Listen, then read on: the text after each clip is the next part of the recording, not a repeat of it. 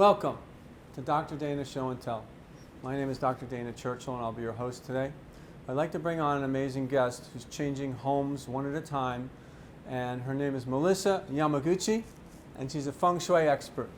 Come on. Hi there. Hi, Melissa. Have a seat. Thank you. Watch your step there.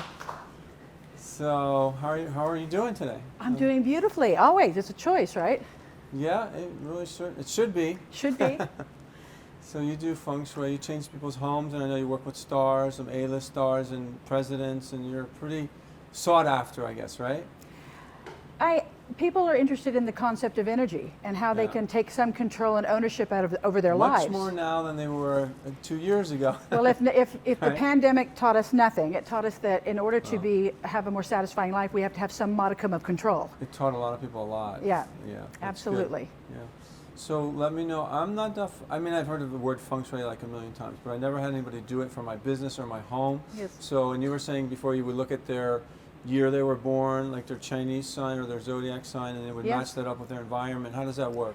Well, so do mine. So Okay. you by our own assessment earlier, you were born the year of the rat. Right, 61 January. In January. Right. So it's a lunar calendar. So I always think of it as like a pair of lungs. It's moving, right? Oh, so cool. you, according to your energy, I would then determine which is the best direction for you to be sleeping, which are the colors that are most conducive to the vibration of your body. So I love blue. Does that make any sense? All different kinds of blues. I'd have to do your entire. It's not just your year. It's your month, your day, and your hour. It's a full. Okay. It's a full energetic DNA of you. Okay.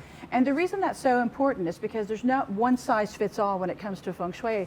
A lot of misleading information will tell you that your front door has to have this and the back of the house, but that's not necessarily true, because if it were your home, I would have to completely make it according to your energy. So just having a big old bamboo money tree isn't necessarily going to Well, that's good no matter where you are. Oh, that's no matter good? where you are, That's a good thing? Yeah, it's a good thing. But the fastest way to alter and to control the energy of your home or your environment, your office space, is through color. And it's the most effective way. I mean, paint, certainly, and plants. Those are the two most effective alterations. Like yellow or pastels, yellow or not too dark. Always, I like bright. I love the sun. I mean, bright is really important to me. Well, and there's a lot of energy in that, but it can change and shift, and that's the most important thing. Is that if you were to take the energy information of a mother who had just given birth, as opposed to a woman whose husband had just passed away. Sure. There's a whole different energy spectrum, is obviously, but then I would come in and make some alterations in the different homes dependent upon the energy of the time. So you'd move the furniture around? Move the furniture around so that there's flow. You want to optimize the flow. Okay. You would alter color.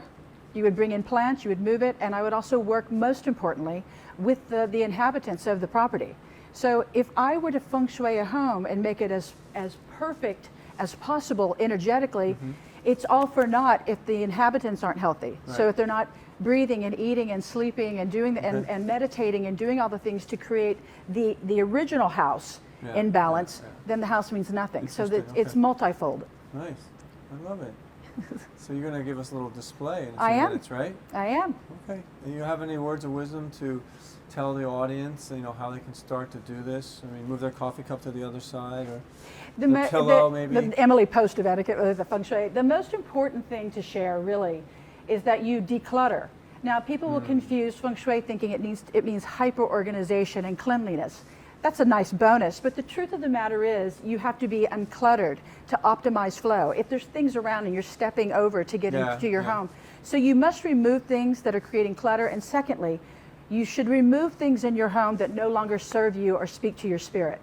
If you have something that was given to you by somebody who betrayed you or who sued you, it would serve you well to remove ex-wife, ex-husband, move it away. Come back to you, and they're never. It's like just get rid of. Carry on. That'll Yeah, actually move it block away. you from even going to the next relationship a lot of times. It if would, you're stuck in that. And also giving that away. And if it's a nice piece of art or a gift, and you give it to someone else, you're not giving them that energy. It wasn't attached to them. Okay. It was attached to this relationship. So you're practicing an attachment, giving it away to create good flow for yourself as well. Nice, nice. All right. Well, I think we should go into the demo. Let's do it. And see what's going on. Thank you. Hi, we're back with Melissa Yamaguchi, and she's going to go over these amazing diagrams of how she understands Feng Shui to explain very simply to you. So the first thing that I brought, Dr. Churchill, is the picture of the bedroom. This is an ideal setting because the first thing, if you'll notice, the nightstands are the exact same size. Yeah, my house, my wife's much bigger.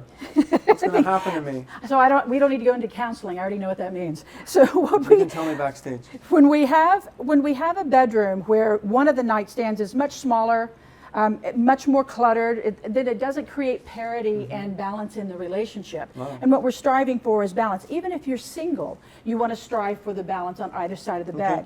The next most important thing to note here is there's no window behind the bed, and the headboard is high enough to support you when you're sleeping. It's a protection while you're asleep. And so this room, the colors pleased the residents the most. It worked with their Feng Shui, Right. and so we created incredible balance with this It just look. looks peaceful. It does, doesn't Yeah, it? yeah, very nice. How about that one?